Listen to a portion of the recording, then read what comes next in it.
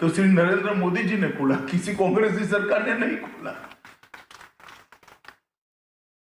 ढेर सारे ऐसे जिसे विश्वसनीयता ही समाप्त हो गई थी कि करने की खातिर समझौते किए जाते हैं मगर इसकी अनुपालना नहीं होती। नरेंद्र मोदी जी के समय में बोडोलैंड का समझौता हुआ, 90% बोडोलैंड के समझौते की सारी धाराएं हमने समाप्त कर दी, इनकी अनुपालना हो गई।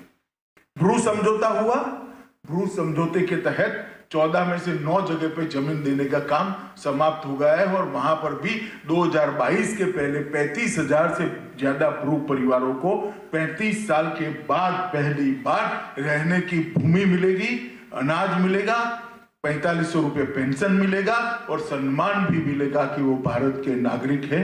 ये समझौता भी हम पूरा करें। ढेर सारे समझौतों के 2100 से ज्यादा लोगों ने अपने हथियार डाल दिए पूरे नॉर्थ ईस्ट के अंदर। अभी कार्बी का समझौता भी समाप्त हो चुका है, अब सिर्फ फॉर्मालिटी बाकी है दस्तखत करने की। त्रिपुरा के 2 हथियारी गुटों ने भी समझौता करके अपने हथियार डाल दिए हैं। ढेर सारे ऐसे इरिटेटिंग चीजें थी जो नॉर्थ ईस्ट के अंदर शांति नहीं स्थापित होने देती थी। इसको मोदी सरकार ने धीरे धीरे धीरे कर एक के बाद एक समाप्त करने का काम किया है। मैं गृह मंत्री बनने के बाद बहुत नजदीक से प्रक्रिया को देख रहा हूं और मुझे भरोसा है न केवल आसाम, पूरा नॉर्थ ईस्ट 2024 के पहले से 2024 के पहले आंदोलन और आतंकवाद के रास्ते से निकलकर विकास के रास्ते पर जुड़ जाएगा और बहुत आगे जाएगा। आज मणिपुर में हमारी सरकार है, 4.5 साल हो गए, एक भी बार बंद नहीं हुआ है। पहले महीने में 10 दिन बंद हो जाता था एवरेज, आज एक भी बार बंद नहीं हुआ, कोई ब्लॉकेट नहीं है। कभी महिलाओं को गैस के 3-3 हजार रुपये नहीं देने पड़ते, कहीं पेट्रोल 500 रुपये से नहीं खरीदना पड़ता है।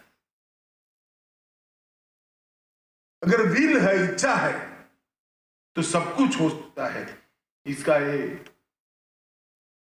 जीता जागता उदाहरण नॉर्थ ईस्ट की शांति है।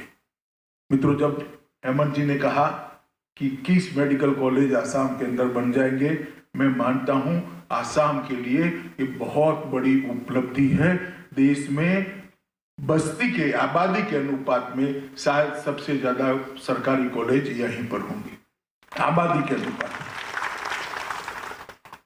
और जब एक मेडिकल कॉलेज बनता है तो सिर्फ मेडिकल की सीटें नहीं बढ़ती है, बच्चे डॉक्टर बनेंगे इतना नहीं है। मेडिकल साइंस के 14 से 14 विभाग की तज्ञता की सारवार उस मेडिकल कॉलेज में फ्री ऑफ कॉस्ट गरीब जनता को मिलना शुरू होती है। इसका फायदा वो जिले के गरीब से गरीब व्यक्ति को होता है।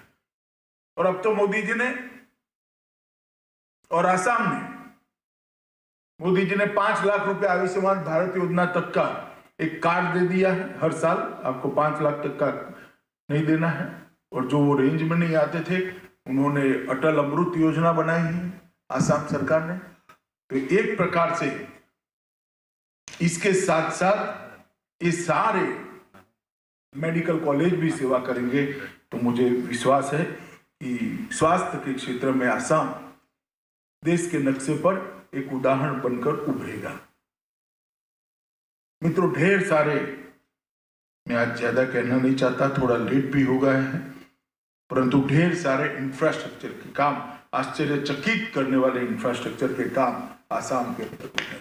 कुछ ब्रिज तो ऐसे हैं जिनका ट्वीट करते हैं तो नीचे आता है इसकी टेक्निकल डिटेल किस जगह उपलब्ध है। हम कहां क्लिक करें तो टेक्निकल डिटेल मिलेगी, कितना टन सीमेंट गया, कितना टन लोहा गया है, कितने दिन लगे हैं, कितने इंजीनियर लगे हैं। आश्चर्यचकित करने वाले इंफ्रास्ट्रक्चर के काम नॉर्थ ईस्ट और आसाम के अंदर हुए। और मैं मानता हूं कि ये ढेर सारी विकास के जो काम हुए हैं, इसको अब और स्पीड से आगे करने का समय आ गया है, क्योंकि गत 5 साल में तो नींव डालने का काम हुआ है। अब बिल्डिंग बनाने का काम इस 5 साल के अंदर करना है। जहां तक स्वास्थ्य का सवाल है, मुख्यमंत्री निःशुल्क निदान कार्यक्रम चल रहा है। सीटी स्कैन, एक्सरे, लेबोरेटरी की सेवाएं ढेर सारे लोगों को दी है। जन्मजात हृदय रोग की तकलीफ वाले बच्चों के ऑपरेशन पूरा फ्री ऑफ कॉस्ट किया जाता है। और ढेर सारी यहाँ पर जो चाय बागान में काम करने वाली माताएं हैं, उनके लिए जब वो गर्भवती होती है तो 12,000 रुपये 4 किस्तों में उनको प्रदान किया जाता है, क्योंकि माँ अपना और अपने बच्चे का जो उसके पेट में है उसका ध्यान रख सके, वो संक्षम आहार ले सके।